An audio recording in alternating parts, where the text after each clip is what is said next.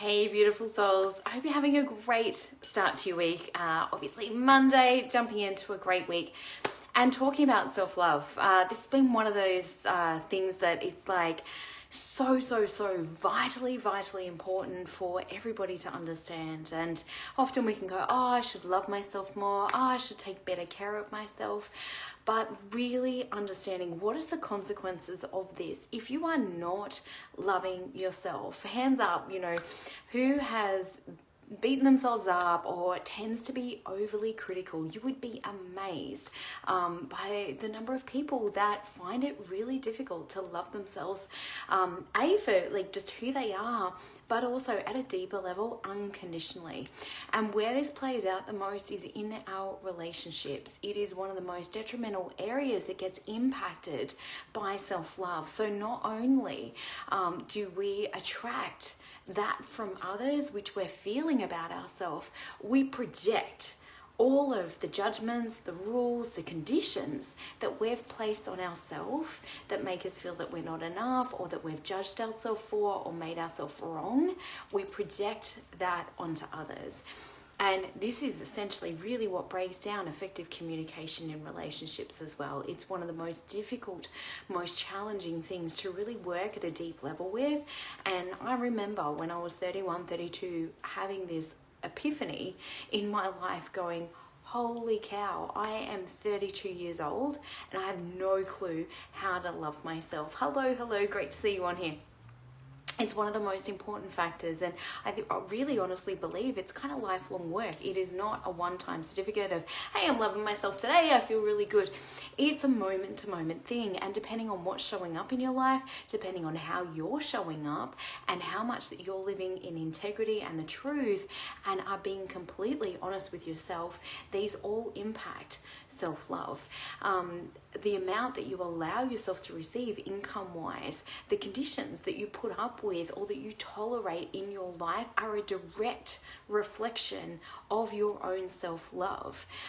The relationships that you attract to you and that you allow yourself, again, to tolerate, if they are not expansive, mutually beneficial relationships, then again, it is a reflection of your own level of self-love, of what you're willing to endure. And the challenging thing that I think, certainly for myself, and I'll speak from my own perspective around this, is that I think we're raised often to believe that unless we are unconditionally loving towards others, so we allow them to treat us any way that they want, or we're giving everything to everybody else, then we're not being loving. And that was one of the greatest fallacies I think that I've really bought into. It took quite a lot of inner work to be able to shift and change this, simply because it enabled me to stay in with that belief. It enabled me to stay in really detrimental type relationships, unhealthy patterns, unhealthy dynamics.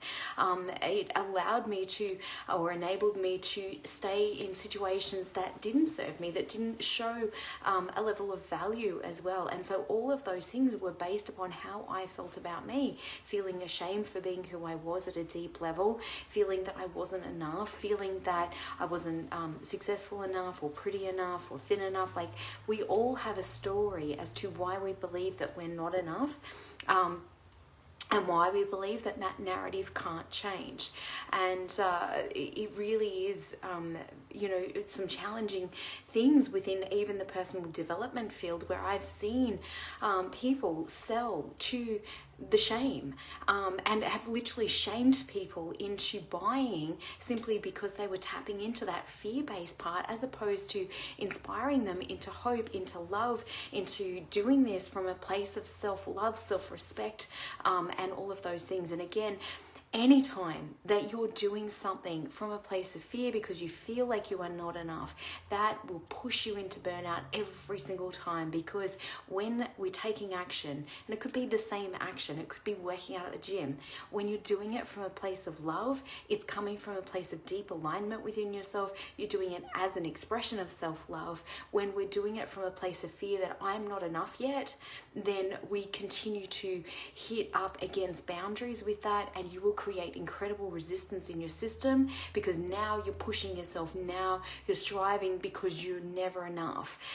And it doesn't matter how successful you become, it will always be on that hamster wheel of the not enough. When it is coming from that particular mindset, there's no money that counteracts that. There's no amount of love externally from somebody else that you can get that can ever fill that void or hole of feeling that you are not enough and not loving yourself unconditionally for who you are, accepting yourself as you are right now, and using that as a foundation, a wellspring or a spring of love to bring into your life, to create change and to evolve your life into what it is that you truly want to create as a creator, rather than feeling that you are not enough around this. Hey Helen, great to have you on here, darling. So one of the most important things, obviously self-love. It took me years to figure out what self-love actually looked like for me. And I remember having a conversation with a client, this was a couple of years ago. And I remember she's like, I've been doing all the things, like self-care and self-love. I've been, having bars. I've been going and getting a massage. And I said, but how are you communicating with yourself every day? And it was just like this massive penny dropped, because she realized that even though she was doing all these self-care things, she was still not coming from a place of self-love. She was still beating herself up. She still felt that she wasn't enough. She still felt she wasn't worthy or deserving of love and a great income. All these things that are impacted by our level of self-love. Again, taking great care of our body can be an expression of self-love, or it can be punishment or beating ourselves up or beating ourselves into shape. And I've gotten into shape both ways, and I can promise you that coming from the angle of self-love is so much better. And it doesn't leave you feeling burnt out, exhausted, tired at the end of the day. So if this is a big thing for you, if you are, any age, and it is instrumental, I really believe that self-love is the key to changing your life on so many levels. And in order to do that, we have to come back to emotional mastery within ourselves. We have to start to create a powerful narrative about who we actually really are, not all the stories that we've stacked evidence and we've believed about how we're not enough in whatever way, shape or form that story or that narrative is, that we tend to, wear this brown cloak of shame or feeling that we're not enough in the world, and really stepping forward with power, with confidence, with that love, with that light in your heart. Because when you come from that place of self-love, you are an overflowing well that can give to others from that place. When you're trying to give love to get love, it will always end up in resentment. And often this is what's playing out at an unconscious level in many relationships, where it's like, well, I did this thing for you and then you didn't show up. So it creates a lot of challenges. And again, it stops us from being vulnerable. It stops us from having the courage to speak our truth. It stops us from asking for what we truly want, because we are so scared of getting rejected by somebody else, or losing their love or losing their approval, that nobody's there for you, and you're abandoning yourself in that moment every time you overgive, every time you drop into resentment because you've crossed your own boundaries, or you've allowed your own boundaries to not be respected. Then again, that is our own responsibility of the level of self-love that we have for ourselves. And learning how to do that for yourself is one of my greatest missions. I certainly believe in its ability to transform mental health issues as well as emotional issues. But not only that, overcome burnout and exhaustion, because a lot of the time, chronic fatigue or fatigue and exhaustion is because we are chronically doing the things that we actually don't want to be doing, or you're doing them with an energy that causes resistance within the system. And that, my friends, is a recipe for burnout for sure, because you've got the brake and the accelerator on. You've got the push-pull energy of I have to, I must, I should, I need to, I'm obligated, I'm duty-bound.